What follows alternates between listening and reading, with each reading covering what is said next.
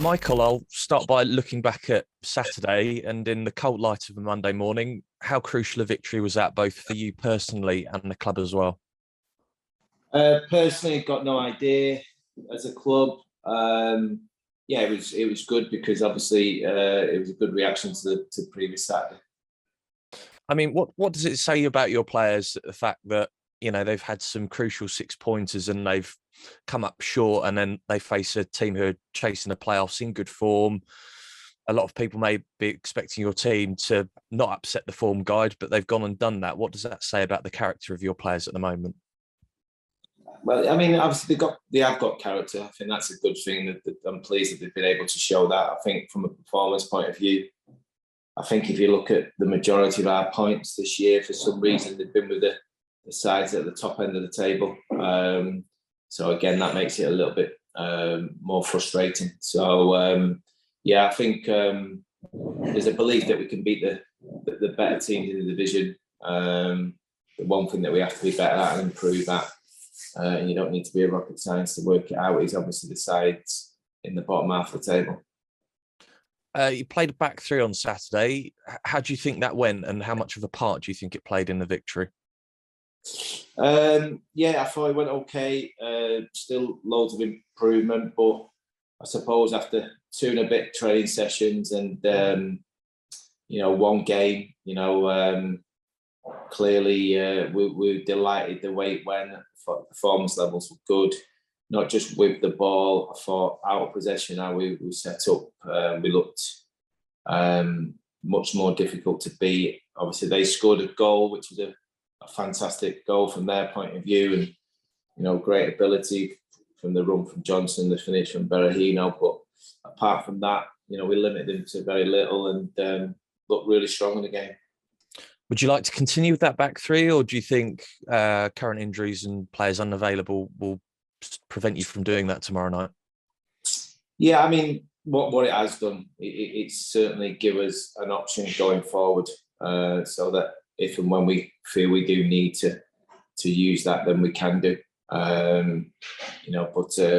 it was just good to see that the players were flexible enough to handle the change. I think there was probably 2 or 3 players, especially who really enjoyed themselves. Just looking at those injuries, how are Cohen Bramall and Josh Griffiths rather doing at the moment? Yeah, I mean, Cohen's, well, I think they're both, well, certainly Cohen's 50-50 to be available for tomorrow evening. Josh looks highly unlikely, just down to he's obviously got an issue with his ankle, but it was more he got a blow to the head as well, so he has a concussion now. Obviously, I need to have a conversation with the medical team today, because it depends on how you are after the incident and the days, which dictates how long you're out with concussion. So there's a little bit of a two thing going on with Josh. One, dealing with the concussion side of things, and 2, seeing how bad the ankle injury is. On the ankle injury, I know you don't know too much yet, but will you be treating that in-house, or will he return to West Brom to get treatment on that? Again, it depends on obviously the severity of it. He'll be scanned this morning, because obviously sometimes if you scan it too early when the swelling's quite high, then you don't really get a true picture. But we're hoping to get it scanned today. I'm hoping it's just a precautionary one in terms of sometimes with ankles, as we all know, whether you're a professional athlete or just walking down the street, you can turn your ankle quite easily over a pavement or whatever it may be, and it recovers pretty quickly. So let's see what we get back today from the scans. If just looking ahead to tomorrow night, Ipswich Town, Kieran McKenna's really turned them around since taking over, unbeaten in 7 league games and really pushing for those playoff spots. How tough a test will they pose? Yeah, massive test. I think obviously Kieran's done a great job since he's got in. I think what's happened is, the recruitment that they did in the summer. There wasn't much movement in January. I know there was 1 or 2, but not much movement. So it just goes to show that the 19 players or so that they signed in the summer are sort of really coming to the fore now. you know, they were the big spenders.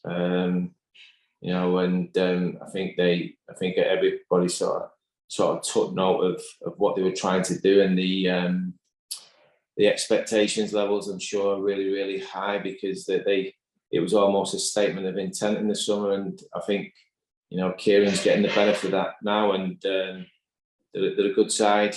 They change the formation quite regular, and they've got a lot of options in a lot of areas, so it's going to be a tough game. But Saturday was a tough game against a side that were in similar sort of form, and you know, we went toe to toe with them, and thought we thoroughly deserved it with a really good performance. Yeah, and you touched on it earlier that you've been able to beat the big teams this season, particularly away from home: Plymouth Argyle, Sunderland, Wigan. How much can the players take confidence from that going to the game at Portman Road tomorrow night, that, you know, this is a team that they can also pick off their scout? Yeah, I mean, yeah, they clearly will. You know, those away games you talk about. You know, we went into those games as sort of massive underdogs at the time as well, and we were able to not just get the results, the actual performances on those 3 occasions were very good on the evening or the day. And one thing we do know, we have to play really well to win the game, but we know we're capable of doing that, and that's a good thing. And yeah, I'm sure that the confidence that the players will have on the back of the result and performance on Saturday will hopefully give us that opportunity to try and win the game.